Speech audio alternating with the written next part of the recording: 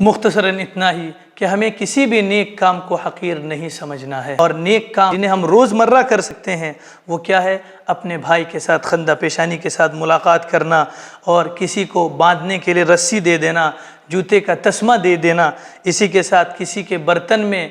پانی انڈیل دینا، راستے سے تکلیف دہ چیز کو ہٹانا، ملاقات کے وقت اپنے بھائی کو سلام کرنا، بدکنے والے جانوروں کو مانوس کرنا، اس کو سہلانا، اور سادگی سے دعوت کرنے کو حقیر نہ سمجھنا، اور جو بھی آپ کو سادہ دعوت کے لیے بلائے اس کو حقارت کی نگاہ سے نہ دیکھنا، اور خاص طور پر عورتوں کے لیے پڑوسی جب کوئی چیز ہدیہ کرے تو اس کو بھی حقیر نہ سمجھنا کہ یہ کیا چھوٹی سی معمولی سی چیز ہدیہ کی ہے، اس میں بھی حقیر نہیں سمجھنا۔ اور آخری اور اہم چیز، اپنے بیوی کے ساتھ جو وقت گزرتا ہے اس وقت کو بھی حقیر نہیں سمجھنا ہے، وہ بھی معروف کا، اس میں بہت زیادہ ثواب ملتا ہے۔ اللہ کے نبی صلی اللہ علیہ وسلم نے ارشاد فرمایا کہ اپنے بیوی کے منہ میں ایک نوالا رکھنا وہ بھی صدقہ ہے۔